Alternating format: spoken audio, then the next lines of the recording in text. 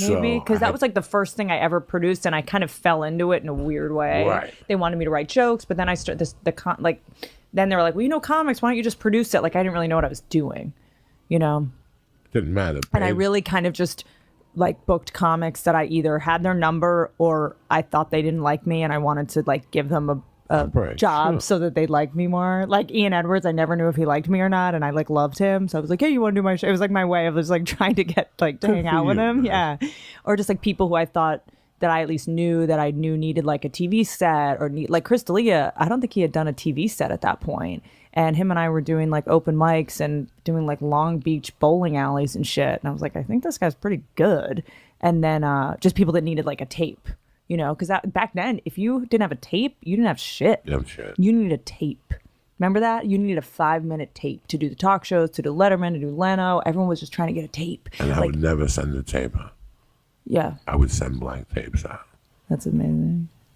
And sometimes they call me and say, your set was great, but we're not going to use you for this segment and shit like that. Wait, shut up. You would intentionally send a blank? I would send blank tapes to everybody. The best one was the guy from Houston, Mark Babbitt, who called me back and said, your tape was great. And he was a cokehead and a half. That's how I got with him. And then years later, I heard about Chelsea sending the tape out with her fucking on the washer and dryer at the end. Is that true? It's like fucking everybody. I never saw it. But was it sent to the Comedy Store? No, it was sent to different bookers. And it was sent like as a joke from Chelsea. I heard it was a joke from Chelsea. Oh, got it. Because Chelsea put 5 minutes of her doing stand-up. Right. And then her getting fucked on a washer dryer just to see if they would watch past that certain point. It's a pretty good And joke. then they came back out years later and said she put out a sex tape. And she was like, no, I was joking. Oh, she did it as a joke. I sent it out. I remember that now. Do you remember now? That's why she's like. She totally fucking slammed. They were like, yeah, assholes. She's like, hey, dummies. Guess who sent that out? Yeah, me. Me. Because the guy at the Comedy Store was the one that edited for her. And he, after about 3 weeks, he couldn't take it, and he had to tell somebody.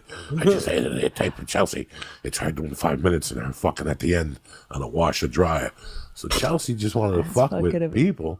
Yeah. Well, I thought that's what it was. That's so funny. I think you're right. You're definitely right. Towards the end of her show, they came back at her and said, yeah, they tried to unearth some scandal. Right. Don't try to make this a thing. They even tried to blackmail her. Didn't they even try to say we have a sex Chelsea tape? doesn't give a fuck. And she's like, she guys, gives no fucks. You want that tape? I got it at my house. I'll tweet this shit right this minute. Yeah, I looked good back then. Yeah, I would love to tweet my naked body from 50 years ago. I knew Chelsea back then? I knew Chelsea. I think you knew her probably before I did. 98. Yeah, you knew her before I did. 98. I mean, I knew her when she got her, right before she got the pilot. I tortured her, and she fucking hated me ever since. Oh, no. Hated me ever since. At the Black Club next to the chicken place. In L.A.? Yeah, down on Wilshire. There's a black club. The Union or something? Oh, the Union, yeah. The Comedy Union. Oh, yeah. What happened to that place? I think it's still going on. It's still going on. Yeah, it's still going on. I remember going there. Is that the place in the open mic you have to pick out of a bucket? Like all these open micers come and they put in their name. They have a lot of those now. But you wait. They don't even pick it out and say go home. It's a lottery. They make you wait the whole time. You have to wait the whole. You wait 4 hours. That's why I try not to do them. I get stuck at going to a few of the same places because that's brutal. Like the Improv Olympic does that too. You wait for 3 hours. Ice House does it. A lot of places do Improv Olympic is done. It is? How crazy is that? The one on Hollywood is. Yeah, close to a year or two ago, right? It is crazy that it was there for that long. The best real estate in the city, that Improv Olympic was paying that rent next to the Roosevelt. The Improv Olympic was a ripoff. I only went to go do stand-up, and you'd go at 4 o'clock, and you'd wait till 10 and probably not even get up. Jeez, it was a fucking That's why I only did bars. Place. I would do that Westwood Brew Co. Did you ever go down there? Never. In Westwood? That's Neil's, right? It was...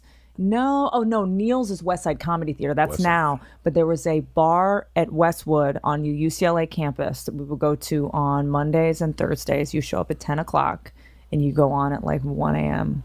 You just wait. And it's a bunch of drunk college kids just walking out during your set, singing karaoke next door. It was a nightmare. I mean, I did shitholes for a long time. that Lucky Strike bowling alley. This is why I think you and I never saw each other. That's why. Because you were doing clubs and I was doing like rooms. I was doing rooms. I was doing like Miyagi's. Do you remember the sushi restaurant? They used to have a room there. Tuesday nights. Yeah, that's right. Tuesday nights, 10 o'clock. And they'd have MTV Jams playing on the TV. 10 Planet Kush, it drains the lactic motherfucking acid. People won't cop to it. The health specialists say, no, that doesn't happen, Joey. Yes, it fucking does.